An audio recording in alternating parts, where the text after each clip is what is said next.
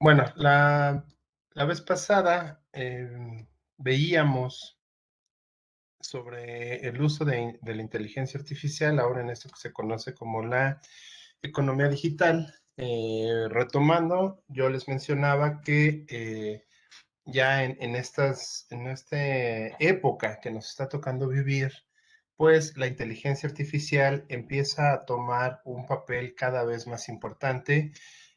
Ahorita digamos que lo hace en la mayoría de las veces de manera auxiliar, permite a grandes empresas, sobre todo, darles un mejor panorama de las características sobre cómo se encuentran tanto la oferta y la demanda. Eso quiere decir, bueno, les da más o menos una idea cuáles son las características de esos posibles clientes y también les permite ver cómo se encuentra su posible competencia. Yo les señalaba la sesión anterior que Google tiene esta herramienta llamada Ingram, la cual, si bien es una herramienta, podríamos decirlo, bastante sencilla en cuanto a la información que nos proporciona, bueno, así puede llegar a funcionar incluso la inteligencia artificial ya aplicada a sistemas un poco más robustos y avanzados, ¿no? En este caso, retomando, yo les mencionaba que, por ejemplo, Engram permite ver qué qué tanto se utilizan las palabras sobre una línea de tiempo, ¿no? Entonces, por ejemplo, eh, esta, esta, esta gráfica que tenemos en pantalla nos muestra el boom del comercio electrónico, sobre todo por ahí del año 2000, y ya después, bueno, pues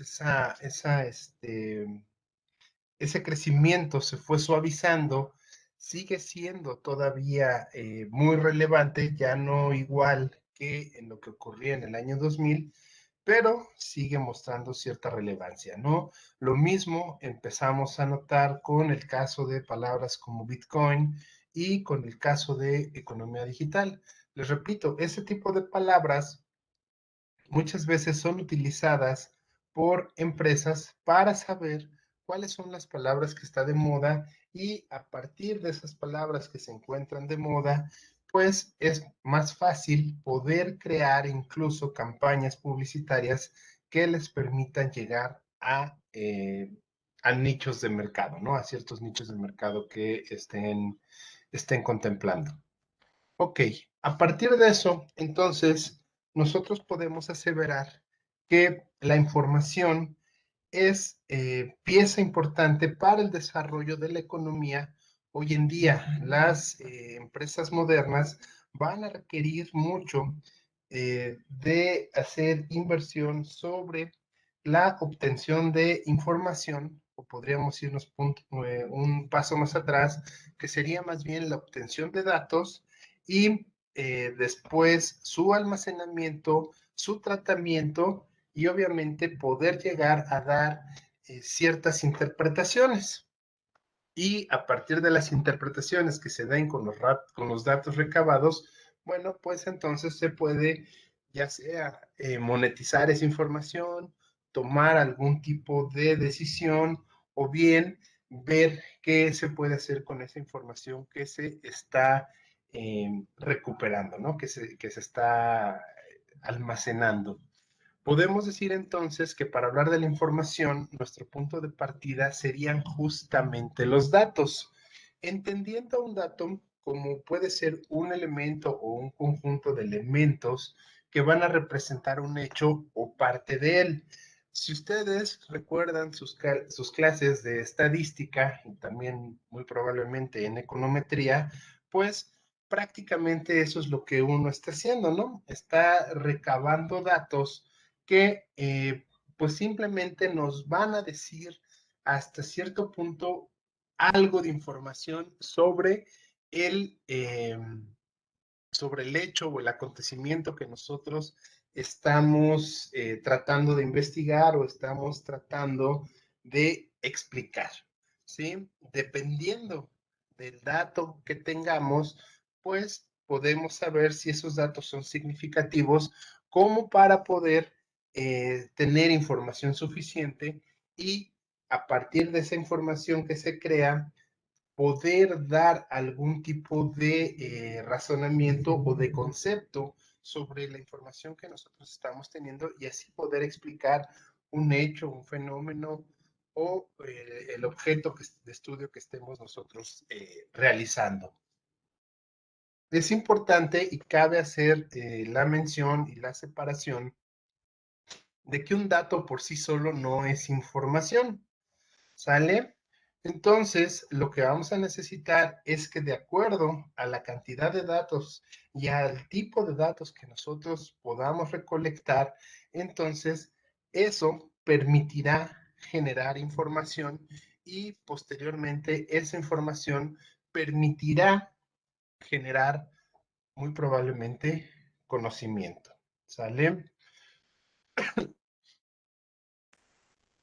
Vamos a ver, por ejemplo, bueno, primero hay que hacer una distinción que me parece que necesitaríamos a lo mejor nosotros también realizar en el idioma español. A qué me refiero?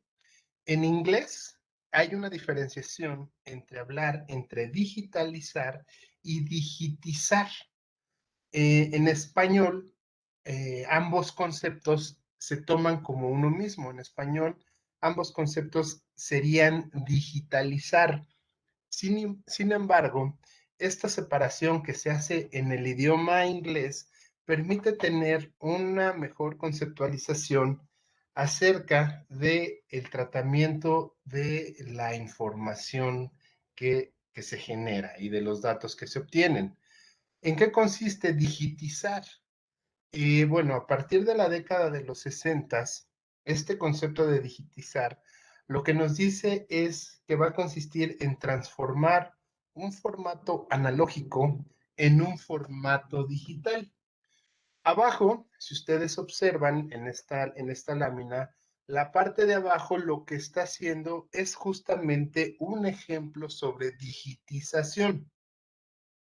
Ustedes observan en la primera lámina que se encuentra del lado izquierdo una persona tocando la guitarra. ¿Qué consiste? Que ese sonido o ese conjunto de sonidos que una persona cuando toca la guitarra y canta está generando, digamos que es un dato que se está generando de forma analógica. Pero ¿qué sucede? Si nosotros vemos la imagen de en medio, existe un micrófono. Ese micrófono, ¿para qué va o cuál es la intención de ese micrófono? La intención del micrófono es justamente ser un instrumento que ayude a transformar, en este caso, los datos o la información que se está obteniendo de la persona que está cantando y lo va a convertir en un formato digital, que hoy en día sería el famoso archivo MP3. Otro ejemplo, por ejemplo, de digitizar es cuando nosotros escaneamos, por ejemplo, algún libro. El formato y los datos se encuentran, digamos, en forma analógica cuando tenemos el libro impreso, pero el escáner que nos está ayudando a transformar esa información que se encuentra en el libro en un formato que puede ser un JPG o puede ser un documento PDF, al momento en que nosotros obtenemos un formato PDF, estamos hablando de digitización, partiendo obviamente de este concepto de la palabra inglesa o de este anglicismo. Les repito, si ustedes buscan digitizar en español, obviamente no existe el concepto.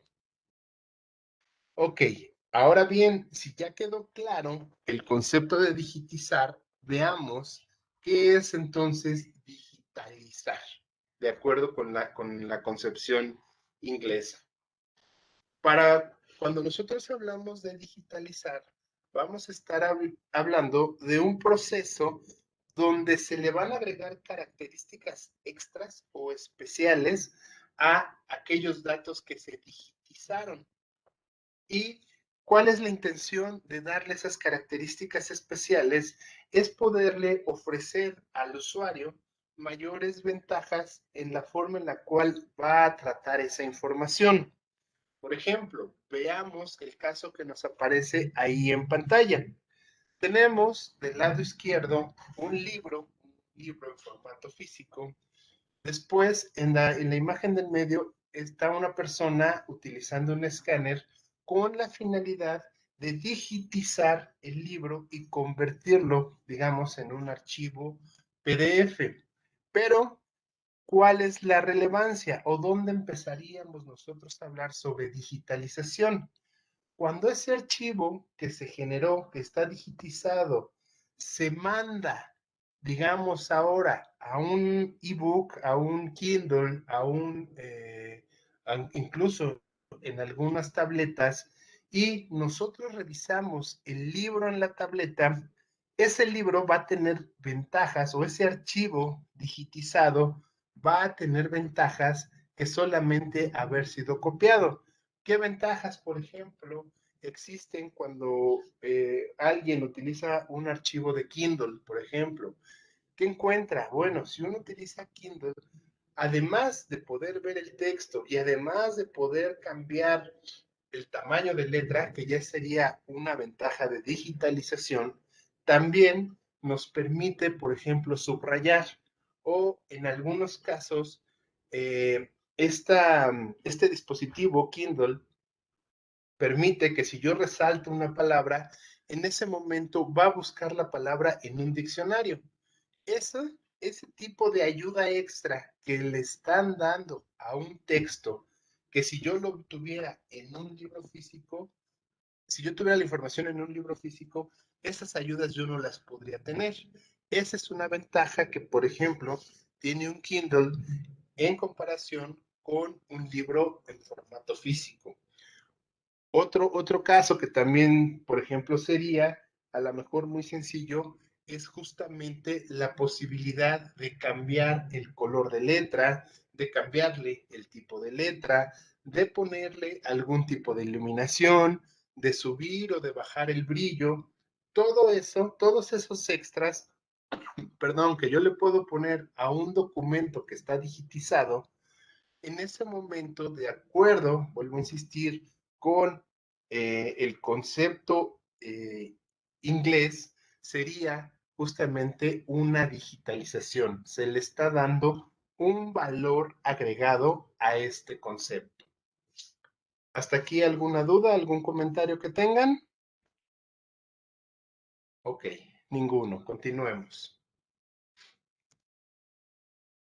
¿Qué, ¿Qué modelos van a existir entonces ahora a partir del tratamiento de la información en la economía digital?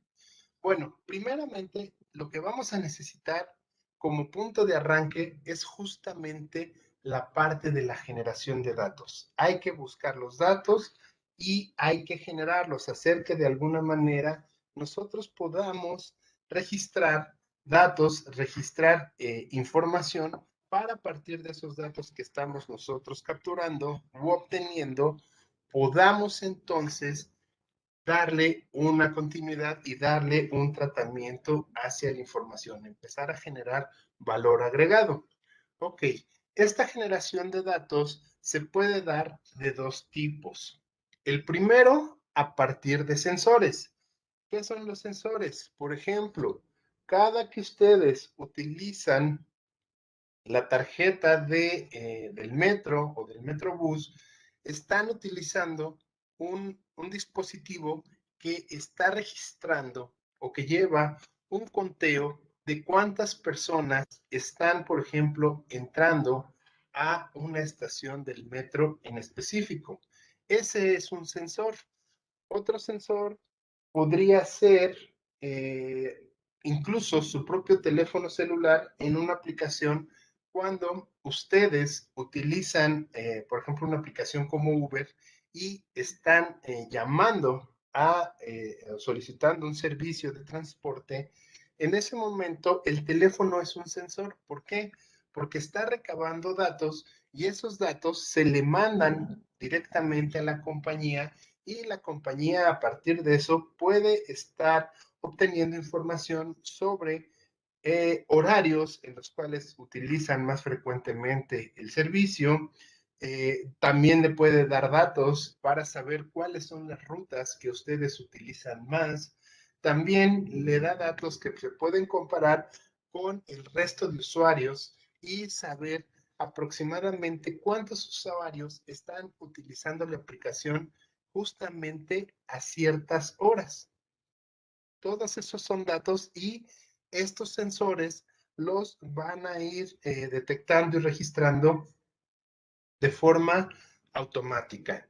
También hay sensores, por ejemplo, para el clima, hay termómetros digitales que todos los días están midiendo cuál es la temperatura de ciertas regiones, eh, sensores, por ejemplo, sobre todo en la Ciudad de México, existen sensores que están midiendo los niveles de contaminación en el aire y a partir de la información y de los datos que están obteniendo, eso permite generar reportes, los cuales, bueno, pues van incluso a detonar ciertas alertas, ¿no? Si los niveles de contaminación, por ejemplo, son muy altos, pues en eso se detonan ciertas alertas y es cuando, en el caso, por ejemplo, de la Ciudad de México, pues el jefe o la jefa de gobierno van a tener que tomar medidas al respecto, ¿no? Que puede ser aplicar un doble no circula o suspender ciertas actividades,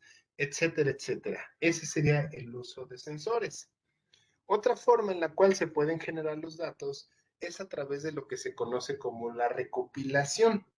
Y esta recopilación puede ser también un procedimiento automático o un procedimiento manual. ¿Cómo podría ser un procedimiento automático de recopilación? Pues, por ejemplo, eh, cuando una persona utiliza Facebook y da like en publicaciones o en fotos, cada like que está dando, obviamente son registros automáticos de información. Se están generando datos que posteriormente, bueno, pues se podrán usar de alguna u otra manera. Cuando hablamos de recopilación manual, bueno, ahí estamos hablando de que existe una persona o un grupo de personas que a través de su trabajo se están dedicando a llevar o a recabar esa información de forma manual. Un ejemplo, si ustedes han ido a los supermercados, hoy en día, dadas las restricciones que todavía existen provocadas por la pandemia, en la entrada, por lo general, los guardias, que son los que están controlando la entrada, llevan unos dispositivos. Un guardia se encuentra en la entrada y otro guardia se encuentra en la salida. ¿Qué hacen esos dispositivos? Esos dispositivos tienen un contador de personas que van ingresando a la tienda o al centro comercial. Y obviamente esa información se va comparando o cotejando con el otro registro, con el otro dispositivo que tiene el guardia a la salida, que está registrando de forma manual a través de clics, cuántas personas están saliendo de la tienda. ¿Cuál es la finalidad de ese registro? Pues obviamente tratar de no rebasar los límites establecidos, ¿no? Que en algún momento fue el 25%, ya después subió a 30%, hoy en día no sé cuál es el máximo de capacidad que pueden tener esas tiendas, pero bueno, justamente si ustedes observan, esa sería una forma en la cual se recopilan datos de forma manual. Ok, ya que se hizo esta parte de generación de datos, lo que sería la digitización, pues entonces existen distintos modelos en los cuales se puede utilizar justamente esos datos que se acaban de recopilar. El más común es el que va de la digitización hasta la monetización. ¿Qué quiere decir? Que en un primer momento se van a estar recabando datos y de esos datos que se están recabando, al momento de empezarlos a agrupar de acuerdo a ciertas características, por ejemplo, muchas de esas lo que van generando son perfiles de usuarios y obviamente de consumidores.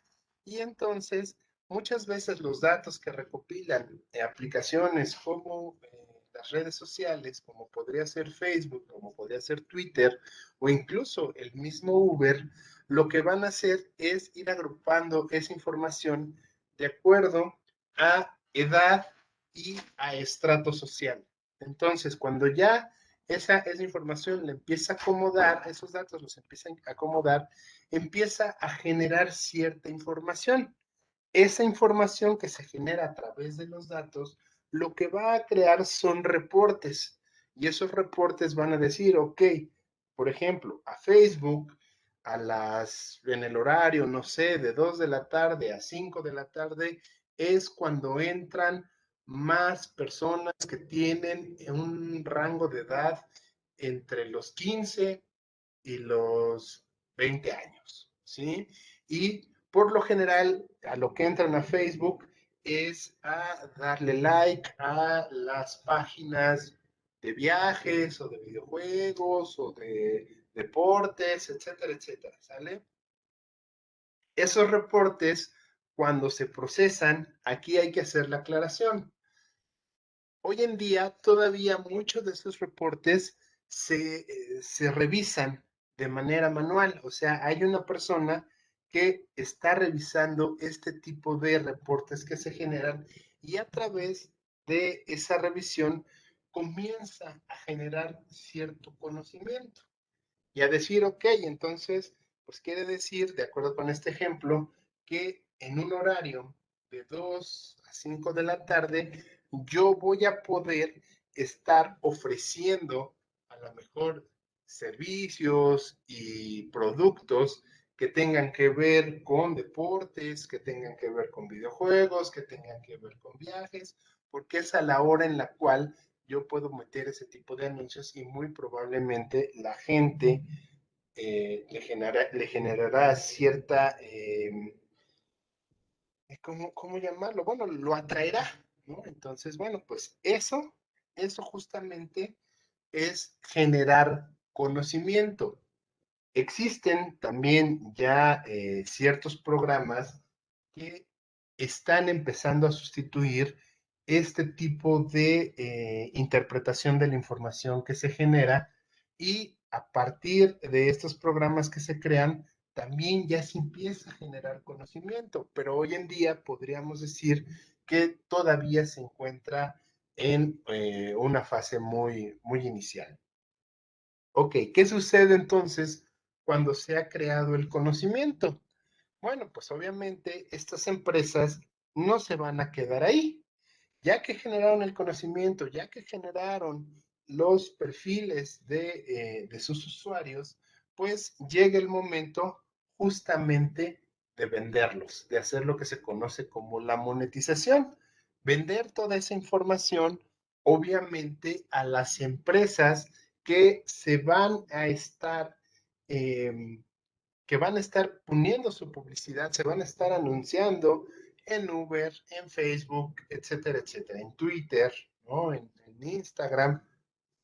Y en ese momento, pues ya hay más seguridad de que los productos lleguen justamente a los nichos que están destinados. O si bien eh, ahí esa información también que genera, también le va a dar una idea justamente a estos proveedores de productos y servicios de cuáles son los gustos y preferencias de la gente, ¿no? Si, por ejemplo, está un partido de, no sé, del Real Madrid contra el Barcelona y hay mucha gente que esté apoyando al Barcelona, pues obviamente esa información que se genera a través de likes, lo que va a hacer es que llegue a las empresas, ¿cómo se llaman? Pues a las personas que hacen productos y obviamente pues les va a decir, ¿sabes qué? Ahorita a la gente le gusta el Barcelona, entonces empieza a hacer productos que tengan que ver con el Barcelona, incluso a las propias agencias de viajes, ¿no? Las propias agencias de viajes empezarán entonces a ofrecer ciertas ofertas que estén enfocadas a lo mejor a ir a conocer el estadio del Barcelona, ¿no? En cierto momento. ¿Y qué pasa? Que si después las cosas cambian o a lo mejor llega una nueva superestrella ahora al Real Madrid, bueno, pues a lo mejor cambian los gustos y las preferencias de la gente y entonces, bueno, pues habrá que dejar de sacar productos del Barcelona y en ese momento tendremos que sacar productos del Real Madrid. O se acabó el fútbol y empieza el americano, bueno, pues entonces hay que dejar el fútbol de lado y ahora lo que está de moda en esta temporada es el americano, el básquetbol, el béisbol, lo que sea. Otra forma, otro modelo que también existe, si revisamos todos los modelos, va a ser primero la digitización, la obtención de datos, la generación de información y ya después de la generación de información, lo que surgen son distintos ámbitos o distintas formas, ¿no? Otro modelo entonces nos diría que ya después de que podemos generar información, se puede, a partir de esa información, llegar a una planificación. Ok, yo ya tengo información y entonces a partir de la información que yo ya tengo, puedo empezar a planificar y ya que hice mi plan, entonces puedo actuar. Cuando actúo, en ese momento, ¿cuál es la intención de actuar? La intención de actuar es justamente tratar de crear conocimiento y voy a aprender de ensayo y error. Eso, esta parte justamente está muy enfocada a lo que hoy en día se llama como machine learning o aprendizaje de máquinas. Hoy en día las máquinas, la inteligencia artificial que ya empieza a dominar y a entrar en ciertos rubros, sobre todo de la robótica o incluso de la propia computación, funciona de esta manera, a partir de ensayo y error. ¿En qué consiste el Machine Learning? Justamente va a consistir en poner a un dispositivo, un robot, una computadora, a tratar de resolver un problema. Al principio no sabe nada, solo tiene información muy básica. Pero ¿cuál es la característica que tiene el Machine Learning? Justamente que ahora este dispositivo, este sistema, va aprendiendo de sus propios errores. Y entonces, cuando descubre, a partir de ensayo y error, cómo poder solucionar ese problema que se le ha puesto, en ese momento genera conocimiento. ¿Y cuál es la ventaja? Que ya una vez que posee el conocimiento, ya puede ser reproducible ese conocimiento y entonces el margen de error se vuelve mínimo. ¿Por qué? Porque la máquina ya sabe cómo hacer la misma tarea de una forma eficiente y es menos probable que exista algún tipo de error. E incluso, ¿qué característica tiene? Que si después de estar repitiendo la actividad n cantidad de veces, de repente apareciera algún tipo de imprevisto, la máquina va a poder justamente revisar y ver qué es lo que generó ese imprevisto y a partir de ese imprevisto tratará de buscar darle una solución para generar nuevo conocimiento y entonces ser todavía más eficiente que en un primer caso. Eh, Algo que nosotros hoy en día, digamos, tenemos ya muy presente, si bien no está en nuestro poder adquisitivo, pero sí ya vemos que existe, son justamente los coches autónomos. Si ustedes observan, los coches autónomos van aprendiendo, van usando este tipo de tecnología de Machine Learning, ¿no? Ya cuando se empezaron a vender a la gente, pues empezamos a ver que sí existen todavía hoy en día ciertos accidentes en automóviles autónomos. Pero ¿qué sucede? Que la información se va recopilando, se va aprendiendo de los errores y las nuevas versiones que van saliendo de automóviles autónomos, pues van justamente teniendo previsión sobre posibles imprevistos, ¿no? Al principio, la inteligencia artificial, en el caso de los automóviles autónomos, solamente tenían una cámara frontal y un sensor que veía cuál era la velocidad y la distancia a la que se encontraban los objetos o los automóviles que estaban de frente.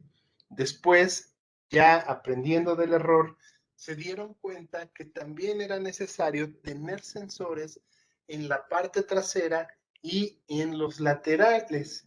Y entonces esos sensores lo que permiten es que el automóvil ahora tiene mayor información para tomar ciertas medidas y entonces ya puede detectar y es más fácil que detecte, por ejemplo, cuando un auto se le cierra o cuando alguien que viene detrás se acerca de manera muy precipitada, ¿no? Entonces ya a partir de eso puede empezar a tener mejor respuesta que la que se tenía previamente.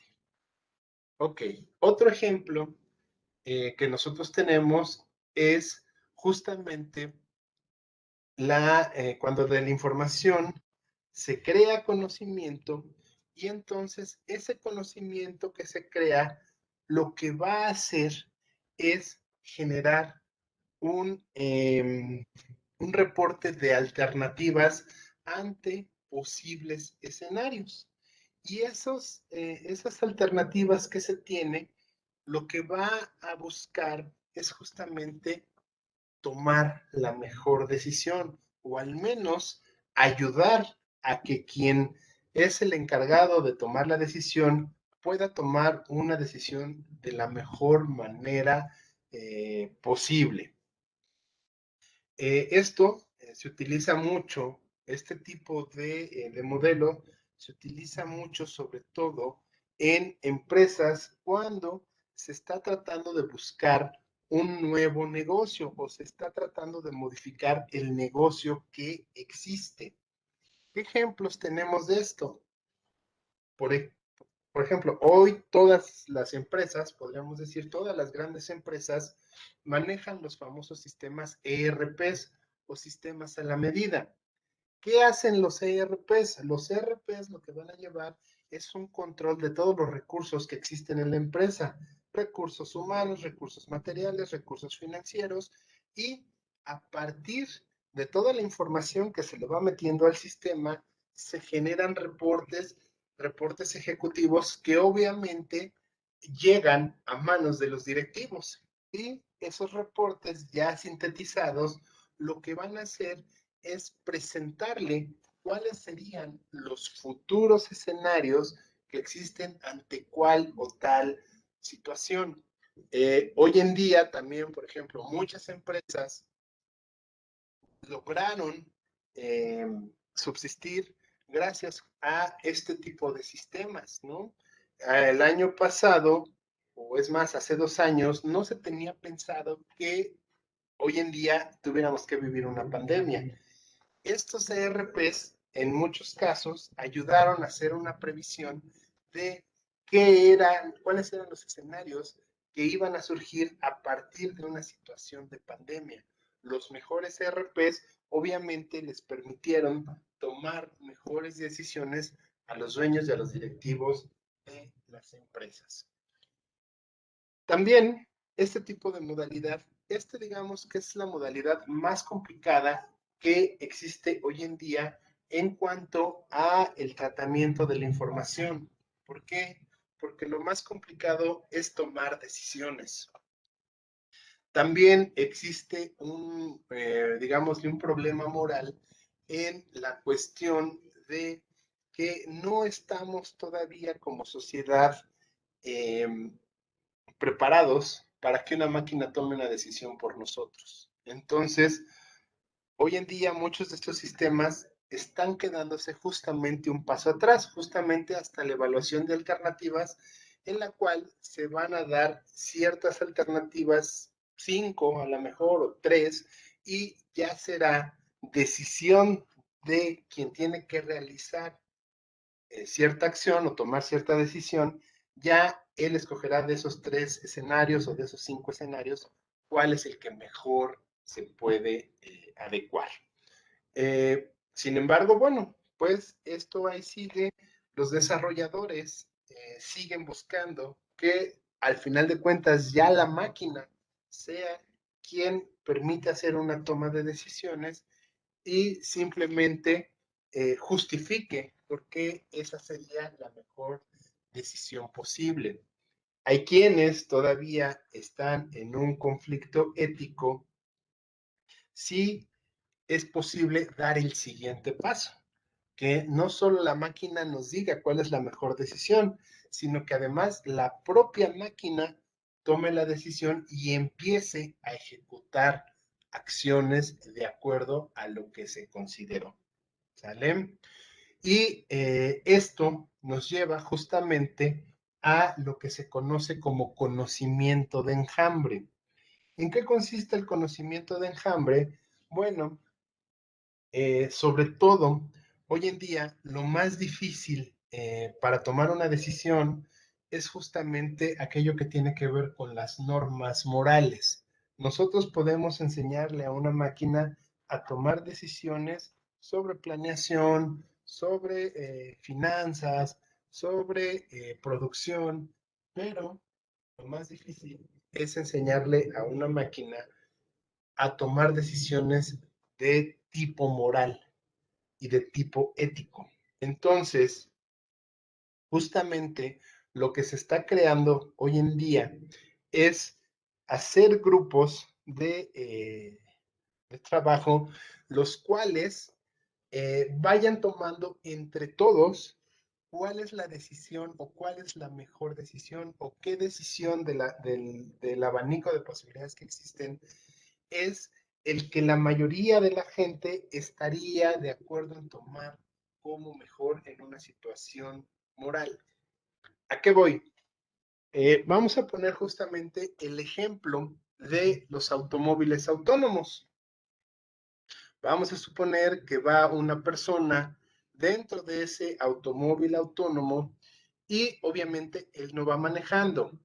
Al momento que va el auto conduciéndose, en ese momento en la calle tiene el SIGA, está puesto el SIGA, es una avenida de alta velocidad, pero ¿qué sucede? A pesar de que el automóvil tiene el paso y tiene la preferencia de paso, en ese momento se cruza un peatón. Ese es un momento de toma de decisión moral. ¿Por qué? Porque el automóvil tiene que tomar entonces una decisión donde está de por medio la vida de dos personas, la vida de quien va dentro del automóvil y la vida de quien acaba de cruzarse la calle de manera imprudente.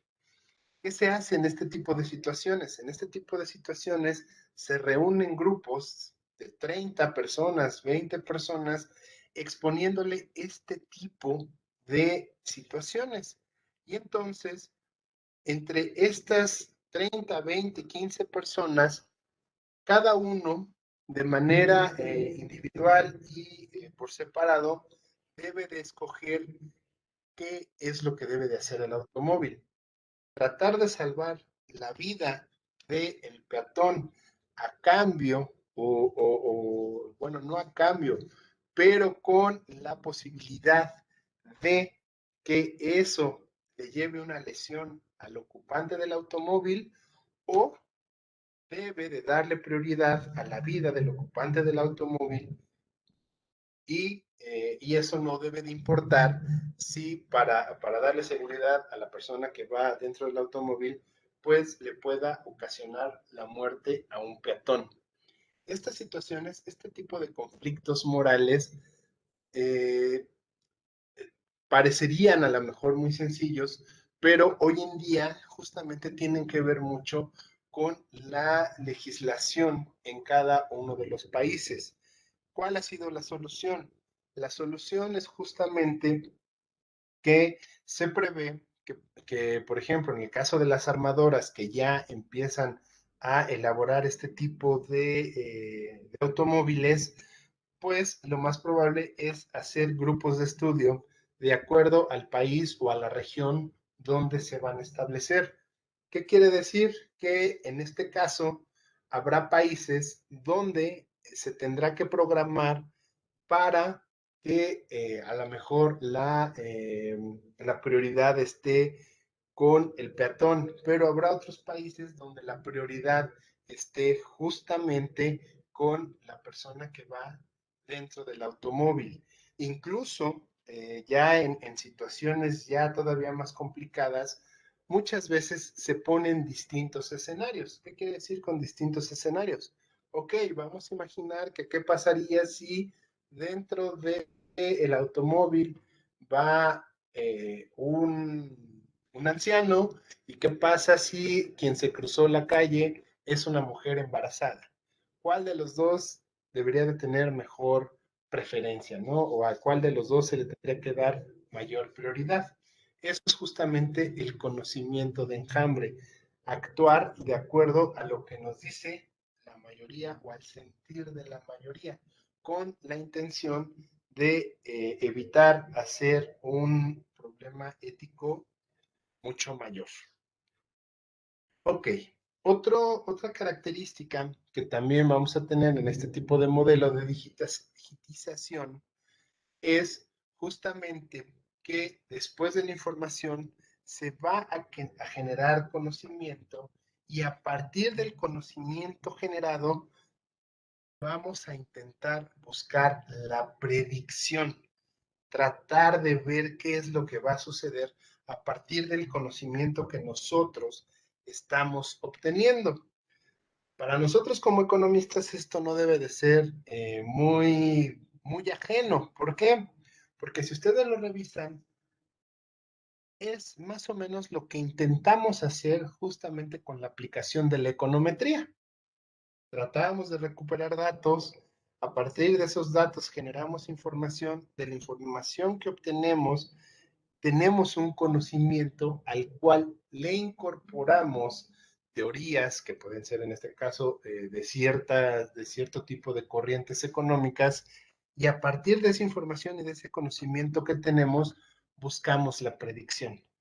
Y con esa producción, bueno, pues se supone que nosotros tendríamos nuestros modelos econométricos.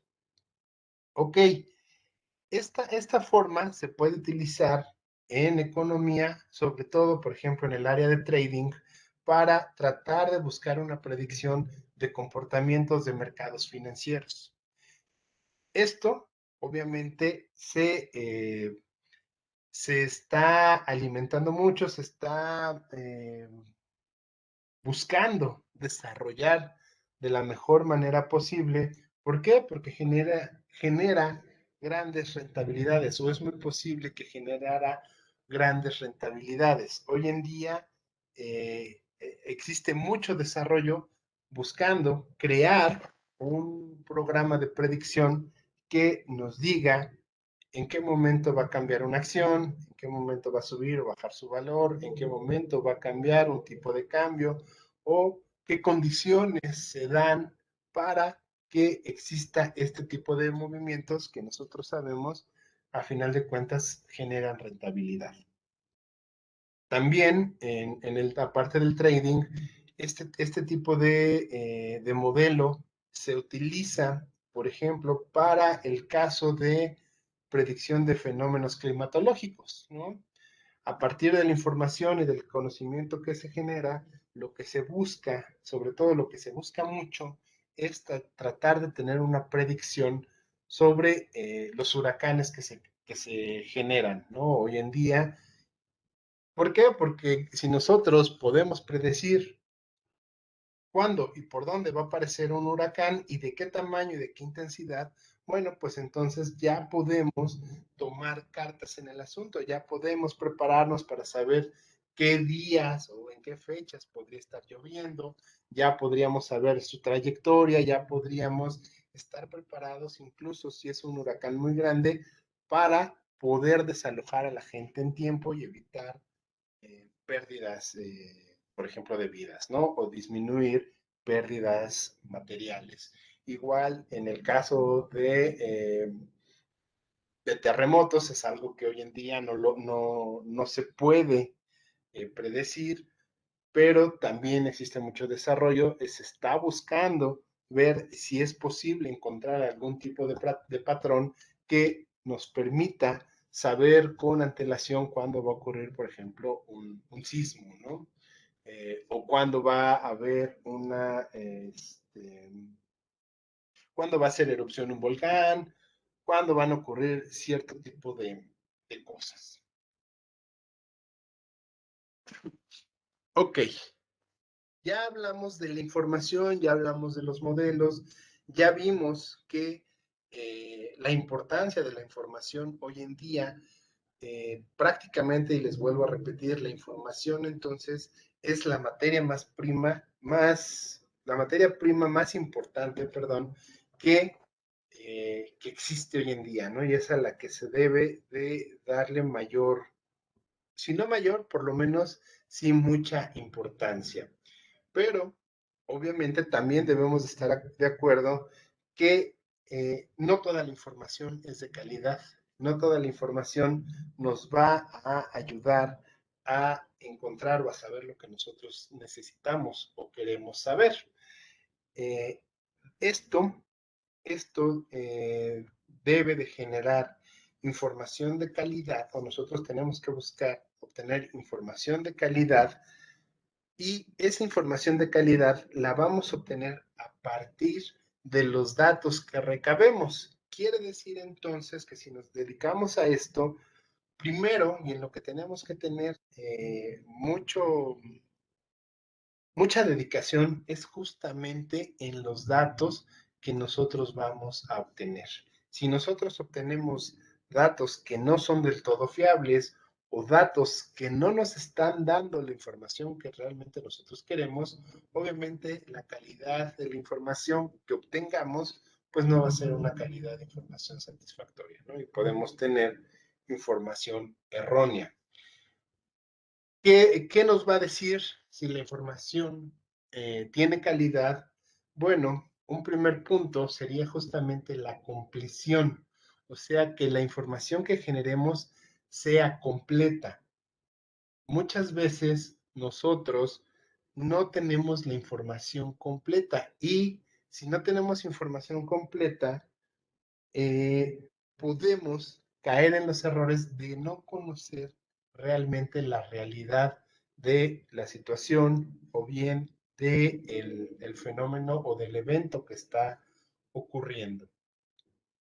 Es importante que la información que nosotros creemos deba de incluir todos los datos que existen, o todos los datos mínimos necesarios que existen, y además aquellos metadatos con, con la intención de que tanto los datos como los metadatos cumplan con su propósito. ¿A qué me refiero, o a qué se refiere esta palabra de metadatos? Ok, si ustedes revisan, por ejemplo, hacen un archivo en Word, escriben su tesis. Los datos va a ser justamente toda la información, todos los párrafos que escribieron de su tesis. Pero cuando ustedes generan ese archivo en Word, si ustedes han revisado el archivo antes de abrirlo y, por ejemplo, le dan clic con el botón derecho del mouse a su archivo, habrá una parte donde dice propiedades. Si ustedes revisan esas propiedades, ahí se encuentran justamente los metadatos.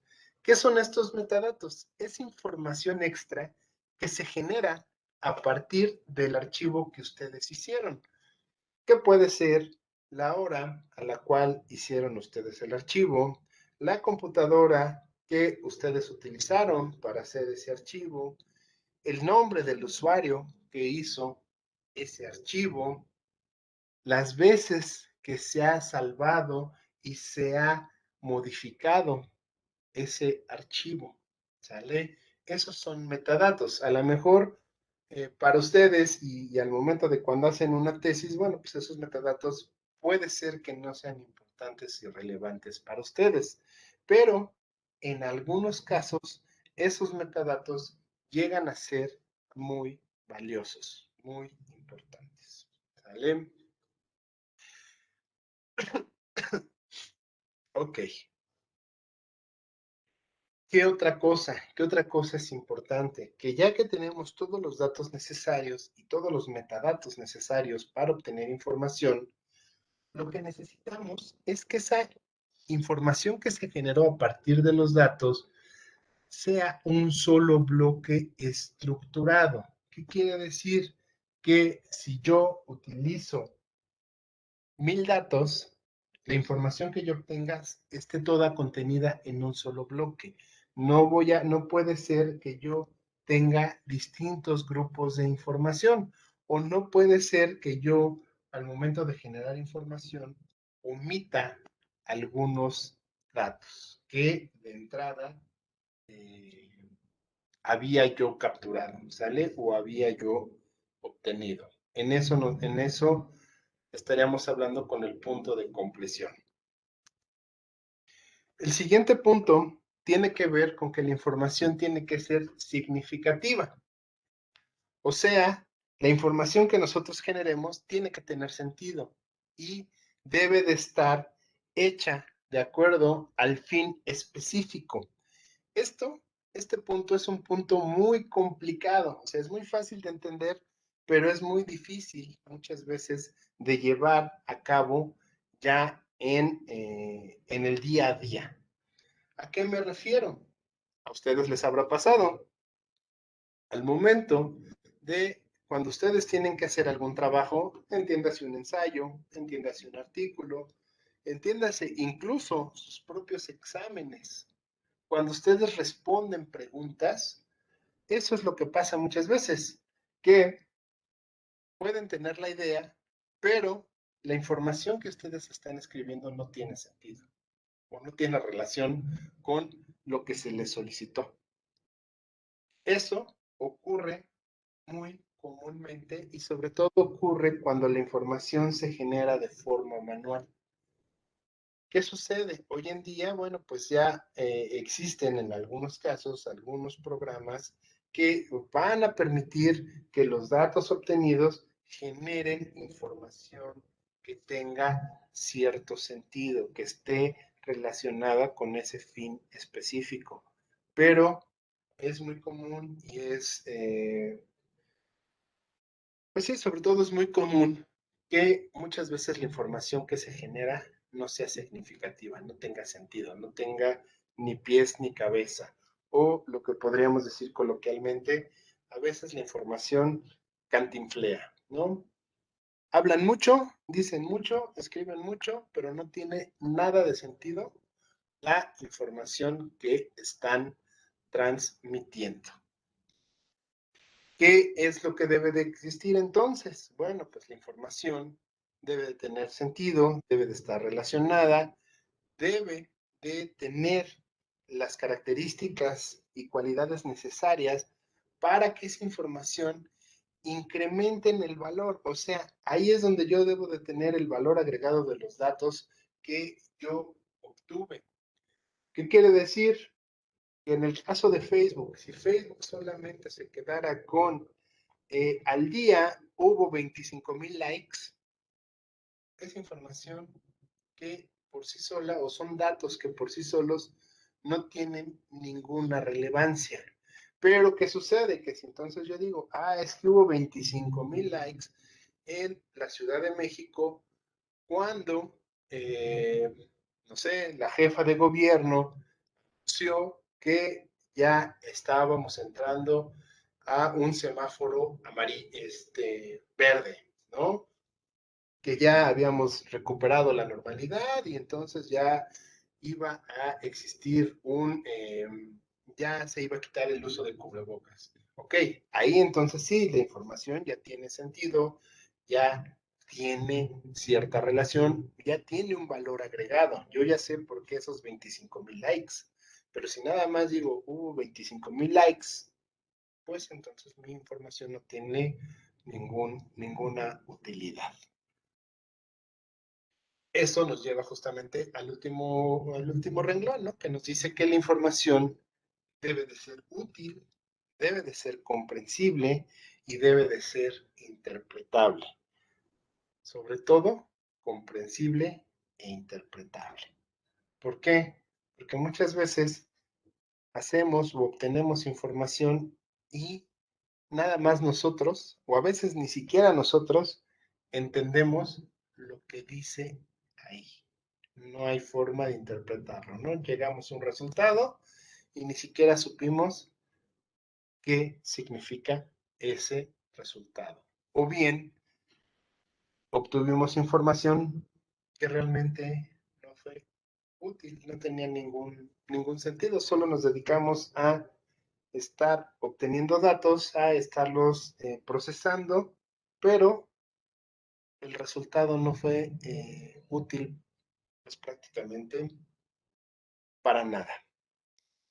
Ok, yo creo que aquí dejamos la reunión del día de hoy. No sé si hay alguna duda o algún comentario que tengan.